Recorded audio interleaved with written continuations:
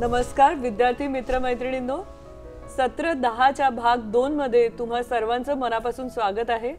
परागजी, मी तुमचं पण स्वागत करते या सत्रामध्ये. तर या सत्रात आपण समाज आणि समुदाय यावर चर्चा करत आहोत. आपण समाजात कार्यरत असलेल्या सकारात्मक आणि नकारात्मक शक्तींवरती सखोल चर्चा केली. आपल्याला सुंदर सुंदर उदाहरणं मिळालेली आहेत. परागजींनी पण अनेक उदाहरणं आपल्याला सांगितलेली आहेत. आपण सकारात्मक शक्तींचा वापर कसा करू शकतो आणि नकारात्मक शक्तींच्या वाईट प्रभावापासून स्वतःला दूर ठेवण्याचा कसा प्रयत्न केला पाहिजे ते पण आपण बघितलेलं आहे. तर आता आपण केलेल्या या चर्चेनंतर एक मुद्दा लक्षात घेऊया की आपल्या वाढीसाठी जरी विस्तारित कुटुंब खूप महत्त्वाचे आहे, जसे यावरती आपण आधी चर्चा केलेली आहे, आणि तिथेच आपल्या नैतिक सक्षमतेचा पाया घातला जातो, परंतु ते पुरेसं मोठं नाहीये. ते क्षेत्र खूप मोठं नाहीये जिथे आपल्या सर्व सक्षमता विकसित होऊ शकतील. मी नेहमी एक उदाहरण वापरते. जेव्हा एखाद्या मुलाला पोहायला शिकायचं असतं तेव्हा कदाचित आई बाथरूमच्या म्हणजे बाहेर टबमध्ये काही मूलभूत गोष्टी त्याला शिकवते. टबमध्ये पाणी भरलं जातं आणि ते मूल तिकडे हातपाय हलवत असतं. त्यामुळे काय होतं की मुलाला पाण्याची सवय होते.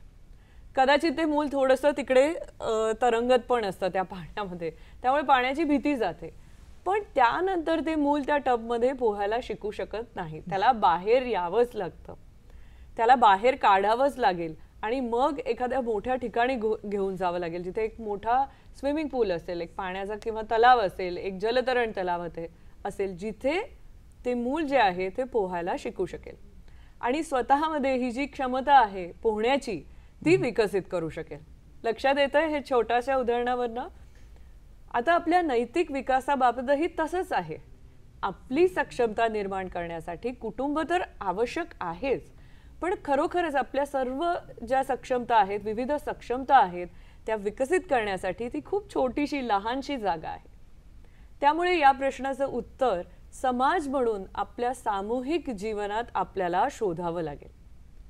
याचा अर्थ असा आहे की समाजात आपण आपली सर्व सक्षमता पूर्णपणे आपण विकसित करू शकतो. पण आता समाज खूप मोठा आहे हेही आपल्याला समजलेलं आहे. जर विस्तारित कुटुंब त्या बाथरूमच्या पाण्यात पोहण्यासारखं असेल तर समाज हा समुद्रासारखा बनतो. आम्ही फक्त छोट्याशा टबमध्ये पोहण्यापासून नदी किंवा समुद्राकडे जाऊ शकत नाही. त्यामुळे मध्ये काहीतरी आवश्यक आहे, बरोबर आहे? मग हे काय? तर इथे आपण असं विचार करू शकतो की समुदाय आपल्याला आवश्यक आहे. त्यामुळे आपण समुदायाची सेवा कशी करावी हे शिकायला पाहिजे. समुदायातील आपल्या सामूहिक जीवनातील आव्हानांना सामुदायिक कृतींमध्ये सहभागी करून कसे तोंड द्यावे हे शिकणं आपल्याला गरजेचं आहे. तर एक व्हिडिओ आहे जो तुम्ही सर्वांनी बघायचा आहे. सुमारे 3-4 मिनिटांचा हा व्हिडिओ आहे. समुदाय विकास आणि परिचय यावरती तो देण्यात आलेला आहे. तुम्हाला लिंक तुमच्या अध्ययन साहित्यामध्ये दिलेली आहे. आणि मग आपण परत येऊया आणि आपली चर्चा चालू ठेवूया. Great, wonderful. तर तुम्ही या व्हिडिओमध्ये पाहिल्याप्रमाणे एका समुदायाला विविध प्रकारच्या संस्थांचा संदर्भ दिला जाऊ शकतो. आता हजारो वर्षांपासून गाव हे एक सामुदायिक म्हणजे खेडेगाव हे एक सामुदायिक जीवन आहे असं मानलं जात होतं, जिथे गावात मूलभूत ज्या क्रिया असतात, ज्या मानवी कृती असतात त्या केल्या जातात. पण आता दुर्दैवाने आधुनिकीकरणाच्या दबावाखाली हळूहळू गावकरी शहरांकडे वळत आहेत आणि हळूहळू विशेषतः ज्या सामाजिक जागेला आपण एक खेडेगाव किंवा गाव म्हणत होतो ती जागा आता कमी कमी होत चाललेली आहे असं आपल्या लक्षात येत आहे. आणि पूर्वी ना गावामध्ये ज्या चांगल्या प्रथा होत्या त्याही काही प्रमाणात आता कमी होत चाललेल्या आपल्याला दिसत आहेत. मग आता मी परागजींना प्रश्न एक विचारू इच्छिते. तुम्ही गावात वाढलात तर तुम्ही आम्हाला तुमचा अनुभव सांगू शकता का की तुम्ही लहान असतानाचा फरक आणि आताच्या आधुनिकीकरणामुळे तुमच्या गावामध्ये काय फरक झाला आहे, तुम्हाला काय जाणवतंय? नक्कीच मॅडम, धन्यवाद. तर सध्याच्या काळात आधुनिकीकरणामुळे अनेक गावकरी आहेत की जे आपली मौल्यवान जमीन ही बिल्डरांना विकत आहेत. अच्छा. काही आकर्षक रक्कम मिळवण्यासाठी लोकांना बिल्डर लोकांना ती विकतायत आणि आता उत्पादक होण्याऐवजी म्हणजे त्यांचा मुख्य जो भूमिका होती ती उत्पादक होती पूर्वी, ते आता ग्राहक बनलेले आहेत. तर हा आधुनिकीकरणाचा एक परिणाम होतो जो मी माझ्या गावात बघितलेला आहे. खरंच आहे, म्हणजे जी परिस्थिती आधी होती ती पूर्ण बऱ्यापैकी तुम्हाला असं दिसतंय की त्याच्यामध्ये खूप फरक पडून ती विरुद्ध दिशेला चालली आहे. अगदी खरं आहे. आणखीन काही तुम्हाला असं जाणवत आहे का की गावामध्ये की हे खूप पर्टिक्युलरली ह्या गोष्टी घडत आहेत? येस. तर मी ज्या ठिकाणी राहतो ती जागा मी लहान असताना पूर्णपणे सुंदरशा अशा झाडांनी वेढलेली होती.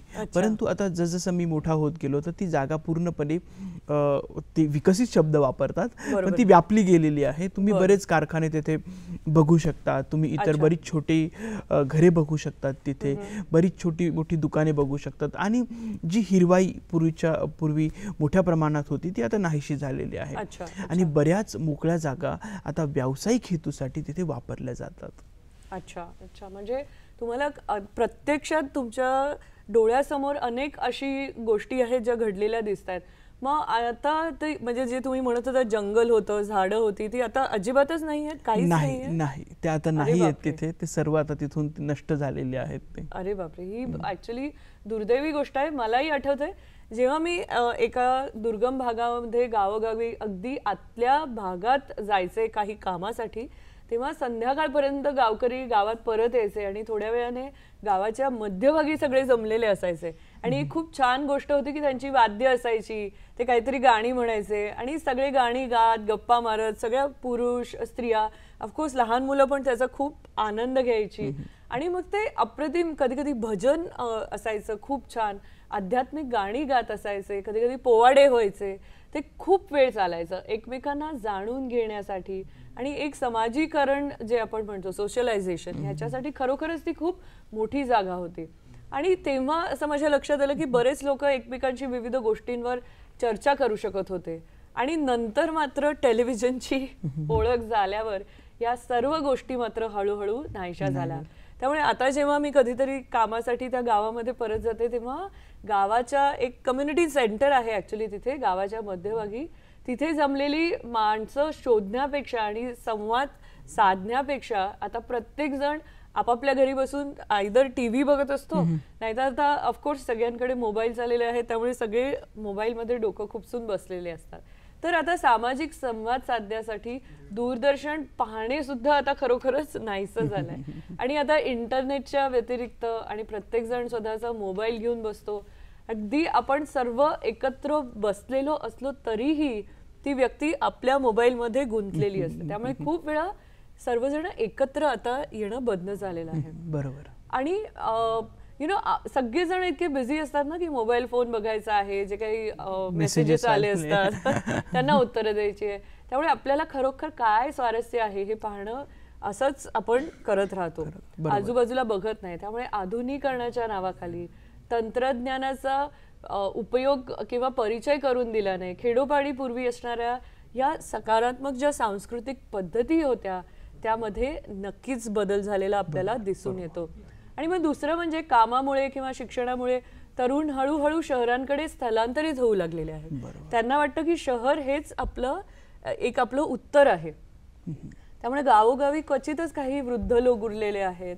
तुम्ही खरोखरच आता जेव्हा ना काही खेड्यांमध्ये जाता तेव्हा तुम्हाला वाटतं की ही एक समाजाची अंधुक अशी सावली होत चाललेली जागा आहे, जी सुद्धा अजूनच हळूहळू विरळ होते आहे. आता शहरी जीवनाची वाढ होत असल्याने शहराच्या आजूबाजूला असलेली जी छोटी उपनगर ज्याला आपण म्हणू शकतो किंवा वसाहती आहेत त्या थोड्याफार प्रमाणात जशी गावात होतात तशी काही सामाजिक कार्य तिथे होत असताना आपल्याला दिसतं. त्यांनी ते कार्य स्वीकारलं आहे.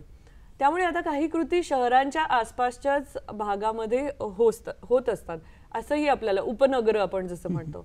पण दुसरीकडे शहरांमध्ये जी गुन्हेगारी आहे, हिंसाचाराचं प्रमाण इतकं वाढलं आहे की जे सुरक्षितता आणि हमी आपल्याला गावातल्या त्या सुरक्षित वातावरणात जाणवत होती ती मात्र आता आपल्याला जाणवत नाहीये. खरं तर गावात एक मूल म्हणजे प्रत्येकाचं मूल असतं. त्यामुळे गावातली सर्व सदस्यांच्या रक्षणाची जबाबदारी प्रत्येकाला वाटत असायची. बरोबर. पण आता मोठ्या शहरांच्या शेजारी एकाच इमारतीत राहणाऱ्या शेजाऱ्याचीही एकमेकांना ओळख नसते. आपल्या शेजारी कोण राहतं हे पण कित्येक वेळा माहिती नसतं. आणि कधी कधी अनोळखी व्यक्तीसाठी दार उघडण्याची आपल्याला भीती वाटत असते. मग त्यांच्या नात्यातही एक प्रकारचा ना थंडपणा आहे, कारण प्रत्येक जण कमाईसाठी, म्हणजे त्यांचा हेतूच वेगळा आहे, उपजीविकेसाठी आपापल्या कामात इतका व्यस्त असतो की सोशलायझेशनसाठी वेळच नसतो. सामाजिकीकरण कसं होणार, कारण संवाद नाहीये, मैत्री फारशी होत नाही, भेटणं होत नाही, मग येणं जाणं एकमेकांकडे क्वचितच होतं. त्यामुळे आपण सामाजिक सुसंगती टिकवून ठेवणारा एक परिपूर्ण घटक आपण गमावत आहोत अशी भावना आता आपल्यामध्ये निर्माण झाली आहे. मग खेडेगाव एक घटक जो समाजाची एक संधता राखण्यासाठी अत्यंत आवश्यक आहे. मग शहरांमध्ये मात्र तो टिकलेला दिसत नाही. पण शहरे टिकणार नाहीत असे मानणारे शास्त्रज्ञ आहेत. ते शहरांना खेड्यातून आणि पुन्हा खेड्यात मानवी जीवनाच्या संक्रमणाचा तात्पुरता टप्पा आहे असं त्यांचं म्हणणं आहे. त्यामुळे ते खरोखरच शाश्वत जीवनशैली ही असणार नाहीये, कारण शहरं टिकाऊ नाहीयेत असं त्यांचं म्हणणं आहे. आता इथे आपलं जे हे सेशन आहे ते संपलेलं आहे. समाज आणि समुदाय यावर आता आपण पुढच्या भागामध्ये चर्चा करणार आहोत. धन्यवाद.